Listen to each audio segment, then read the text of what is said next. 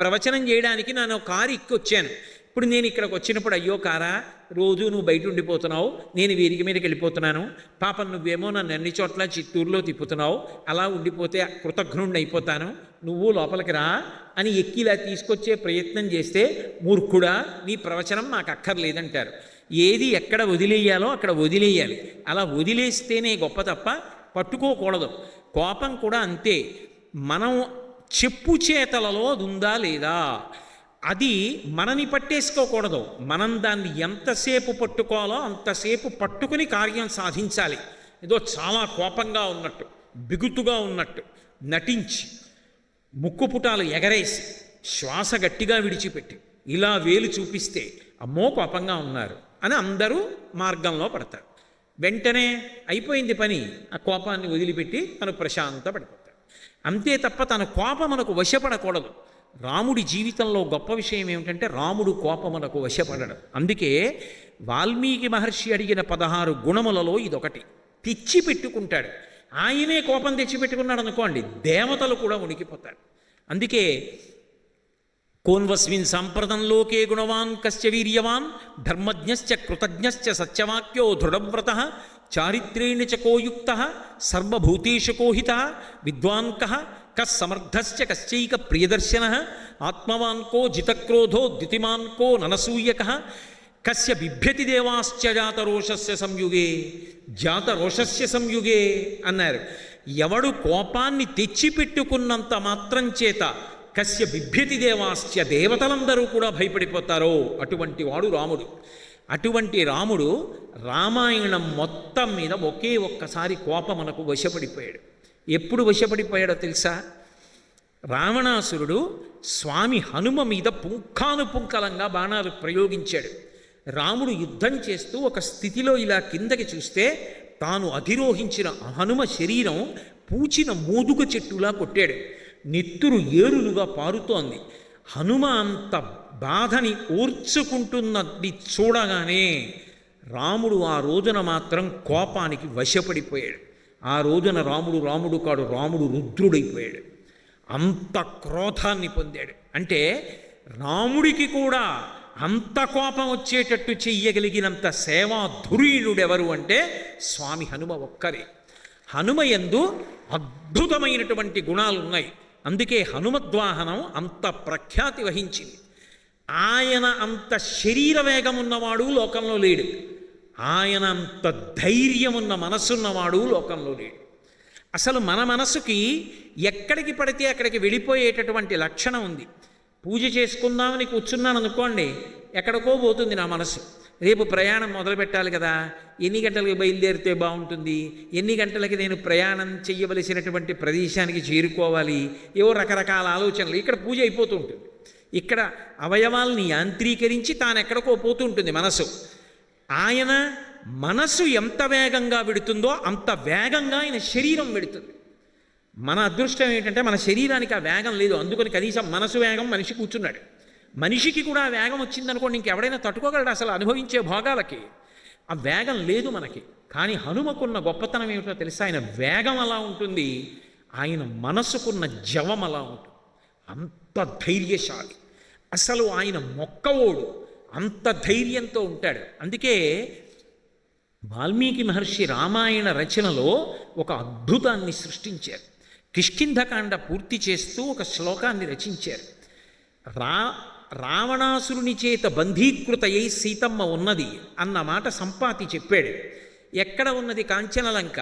100 యోజనముల లవణ సముద్రాన్ని దాటి ఆవలి ఒడ్డుకు వెడితే, ఉత్తర తీరానికి వెడితే, అక్కడ అశోకవనం కింద, అశోకవనంలో శిశుపావృక్షం కింద సీతమ్మ నాకు కనపడుతోంది.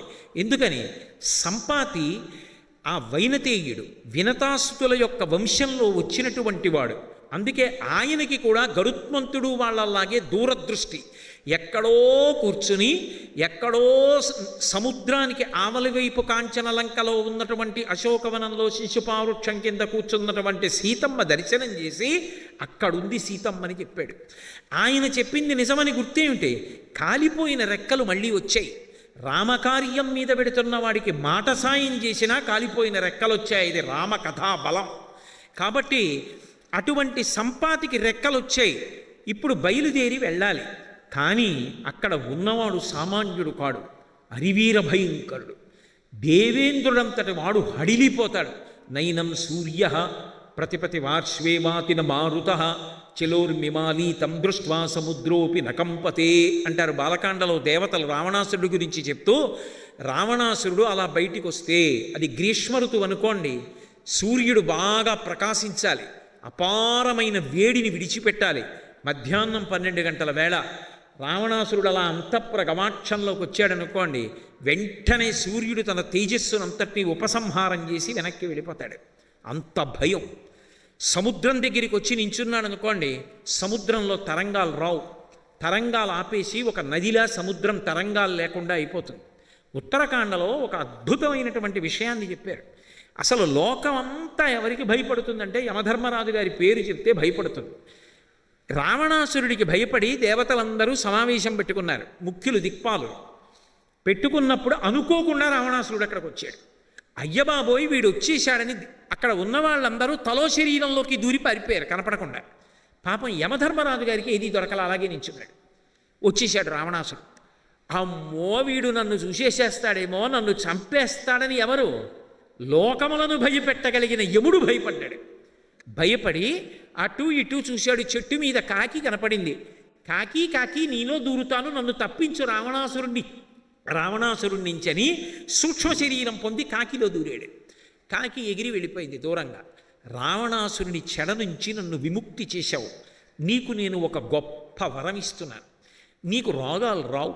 అందుకే కాకి ఇలా తీసి పడేసింది తినేస్తుంది, మిరపకాయలు తినేస్తుంది, ఇంగిళ్ళు తినేస్తుంది. బహుశः మున్సిపాలిటీ వాళ్ళకి దానంత ఉపకారం చేసే ప్రాణి ఇంకొకటి ఉండదు. సగం పరిశుభ్రత అదే చేసేస్తుంది రహదారులవిని. అటువంటి కాకి ఏది తిన్నా దానికి అనారోగ్యం ఉండదు. కాకి ఆయుర్దాయం ఎంత అని ఓ కాకిని చూపించి అడిగారు అనుకోండి, ఎవడూ చెప్పలేడు. అంత బలంగా ఉంటుంది. సాధారణంగా బలవన్మరణం తప్ప, ఏ విద్యుద్ఘాతానికో మరణించాలి తప్ప సహజంగా వృద్ధురాలైపోయి కాకి చచ్చిపోయిందని చెప్పడం ఎవరికీ సాధ్యం కాదు. కాబట్టి నిన్ను రోగం ఏమీ చెయ్యదు. పైగా నీకు ఒక గొప్ప వరం ఇస్తున్నాను, నువ్వు ముట్టుకుంటే పితృదేవతలు తిన్నట్టే. అందుకే ఇప్పటికీ తద్దినం పెట్టినప్పుడు పిడచ కాకి ముట్టుకుందా లేదా అని కాకి వచ్చింది అమ్మయ్య అంటారు. అది ఎవరిచ్చిన వరం అంటే, ఒకప్పుడు యమధర్మరాజు గారు రావణాసురుణ్ణి చూసి భయపడి కాకి ఇచ్చినటువంటి వరం. అంటే రావణాసురుని యొక్క బలపరాక్రమములు ఎటువంటివో ఆలోచించండి. వాడి దృష్టి పడితే చాలు హడిలిపోతారు అందరూ. నిద్రపోతున్నప్పుడు ఆయన చెయ్యి ఇలా చాపి పడుకుంటే వాల్మీకి మహర్షి అంతటి వారు ఆ చేతిని ఏమని వర్ణించారంటే పంచశీర్షా వివోరగౌ అన్నారు. 5 తలలు కలిగినటువంటి పాము ఒకటి పాన్పు మీద ఇలా పడుకుంటే ఎవరైనా ధైర్యం చేస్తారా దగ్గరికి వెళ్ళడానికి? అది 5 తలల పాము. పాము ఎలా ఉంటుందో ఆయన చెయ్యి అలా ఉంటుంది. మాషరాశ ప్రతీకాశం నిశ్వసంతం భుజంగవత్ గాంగే మహతితోయాంతే ప్రసుప్తం ఇవకుంజరం అని సుందరకాండలో వర్ణిస్తారు. ఏనుగు గంగానదిలో స్నానం చేసి వచ్చి పడుకుంటే ఎలా ఉంటుందో, నల్లటి మినుముల పోగు తీసుకొచ్చి పోస్తే ఎలా ఉంటుందో రావణ బ్రహ్మ అలా ఉంటాడు. 10 తలకాయలతో విరాజిల్లుతూ ఉంటాడు. అంత భయపెడతాడు. దేవతలు కూడా హడిలిపోతారు. 100 యోజనముల లవణ సముద్రాన్ని దాటితే ఎక్కడో కాంచనలంక. ఆ కాంచనలంకలో సీతాపహరణార్థేన రావణేన సురక్షితాం సమంతాద్విచరద్భిశ్చ రాక్షసైరుగ్రధన్విభిః అంటారు మహర్షి. ఎప్పుడు ధనస్సులకి వింటినారి తొడిగి బాణాల్ని ఇలా పట్టుకుని తిరుగుతుంటారట. ఏమో ఎవరొస్తారో సీతమ్మ తల్లి జాడ కనిపెట్టడానికని రాక్షసులు ఎప్పుడూ విచ్చుకత్తులు పట్టుకు తిరుగుతూ ఉంటారు. రావణుడు తన బలం మధ్యలో ఉన్నాడు, విడుతున్నవాడు తానొక్కడు విడుతున్నాడు. రావణుడి యొక్క ప్రీతి అంతా సీతమ్మ మీద ఉంది. ఆఖరికి ఆవిడ్ని ఒక పురుష రాక్షసుడు చూడ్డాన్ని కూడా ఆయన అంగీకరించాడు. అందుకే చుట్టూ స్త్రీలని కాపు పెట్టాడు. అంతటి విపరీతమైనటువంటి కామోద్రేకం కలిగినటువంటి వాడు, అంతటి ఉన్మాదమైన బుద్ధి ఉన్నవాడు. అటువంటి లంకకి వెడుతున్నవాడు ఒక్కడే. సాధారణంగా అటువంటి ప్రయత్నం మీద ఎవడైనా వెళ్ళాలి అంటే అసలు ఆ ప్రయత్నాన్ని చెయ్యడెవ్వడు.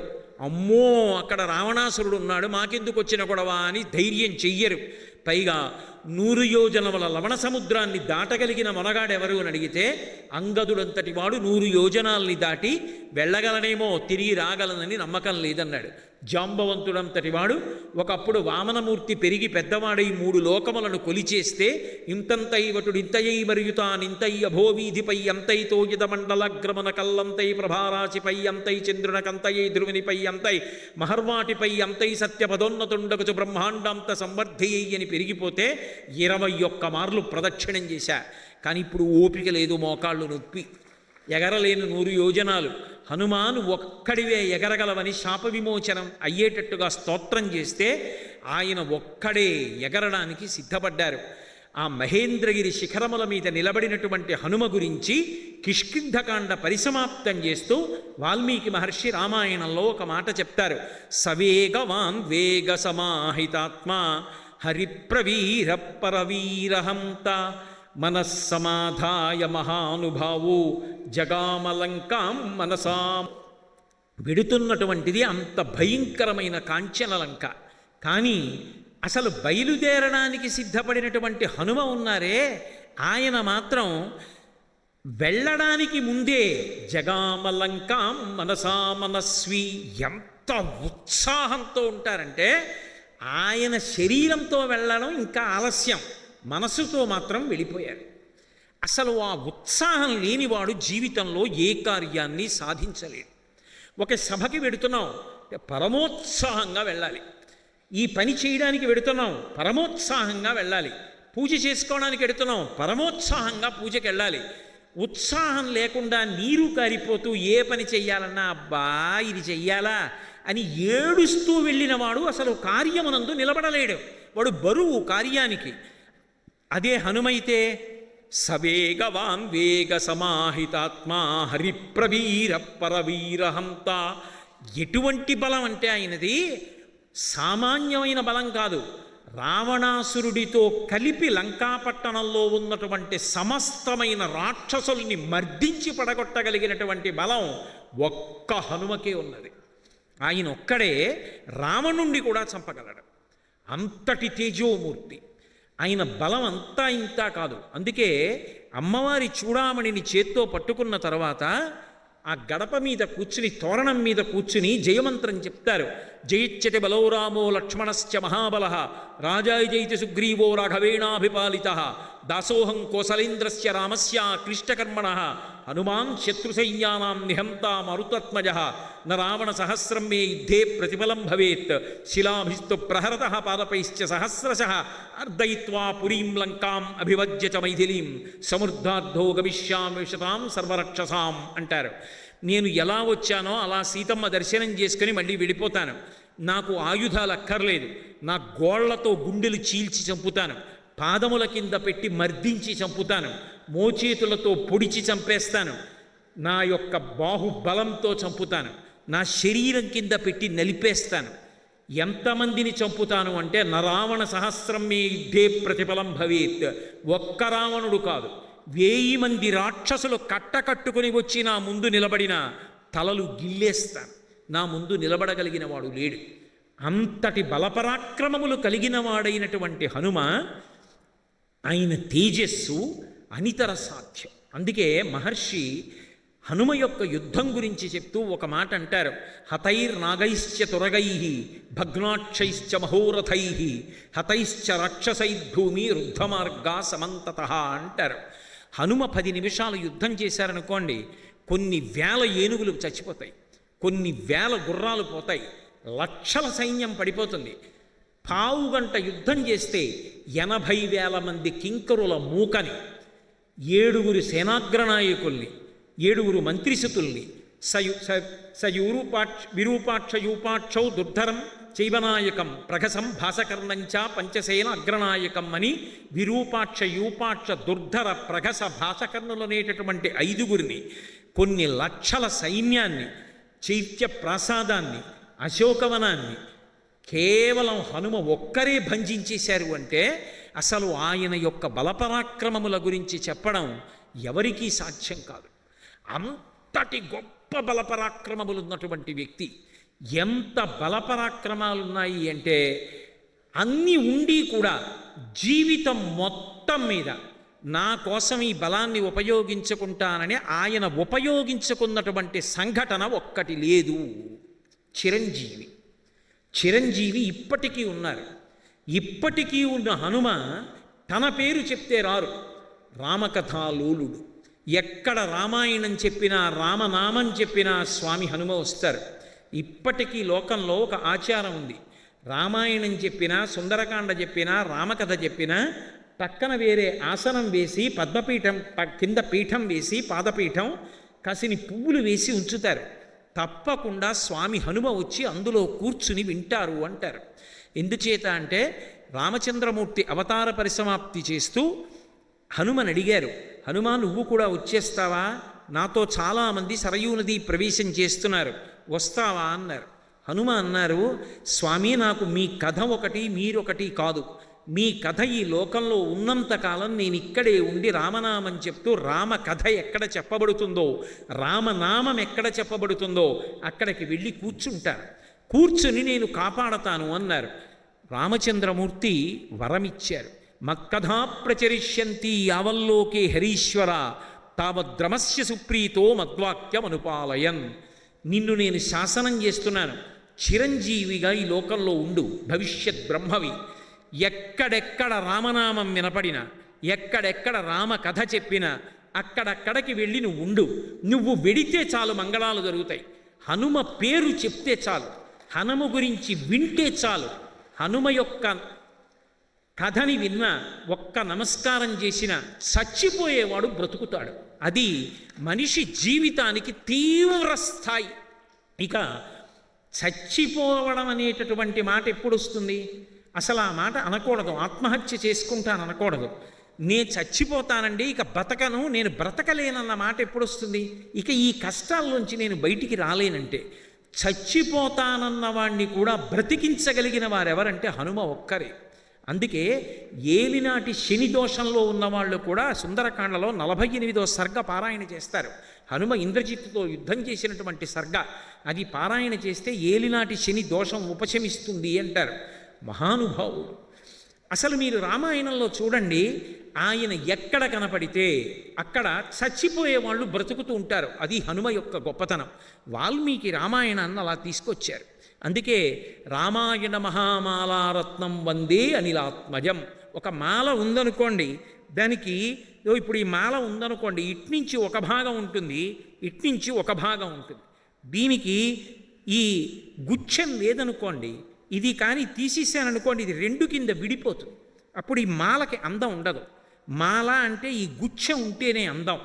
రామాయణం అనేటటువంటి మహామాల ఇలా విడిపోతే, సీతాపహరణం అయిపోతే, ఈ సీతారాములు ఇలా కలవడం ఎలాగో తెలియక రామాయణ కథ ఆగిపోవలసిన సందర్భం ఏర్పడితే రామాయణ మహామాల రత్నం, ఈ పుష్ప గుచ్ఛం ఎలా ఉంటుందో అలా ప్రకాశించి రామాయణం అనేటటువంటి మాల పూర్తవడానికి కారణమైన మహాపురుషుడు స్వామి హనుమ.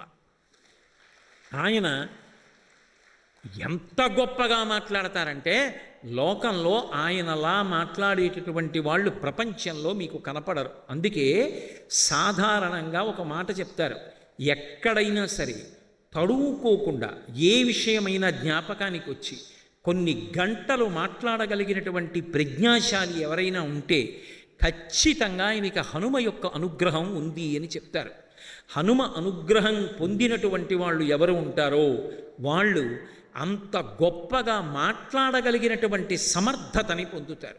అందుకే ఆయన వాయుపుత్రుడు. మాట వాయువు వలన వస్తుంది. మీరు చూడండి, అసలు ఆయన మాట్లాడినట్టెవరు మాట్లాడరు. ఆయన సురసతో మాట్లాడితే రామకథని పరమ సంక్షిప్తంగా చెప్తారు. ఒక చోట ఎక్కువ చెప్పవలసి వస్తే ఎక్కువ చెప్తారు. ఎక్కడ మాట్లాడకూడదో అక్కడ మౌనంగా ఉంటారు. ఎక్కడ ఎంత మాట్లాడాలో అంత మాట్లాడతారు. ఎంత మాట్లాడతారో అంత మాట్లాడగలిగినటువంటి హనుమ ఏది మాట్లాడాలో అది మాత్రమే మాట్లాడగలిగినటువంటి ప్రజ్ఞ ఆయన అయోమయ స్థితిలోకి వెళ్ళినప్పుడు కూడా ఆయనను అనుసరిస్తుంది, ఆయన యందు ప్రకాశిస్తుంది.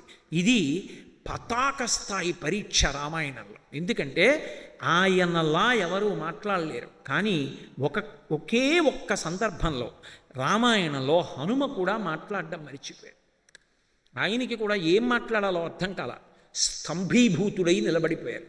ఎందుచేత అంటే నిజానికి పరీక్ష ఎవరికి వచ్చింది అంటే స్వామి హనుమకు వచ్చింది.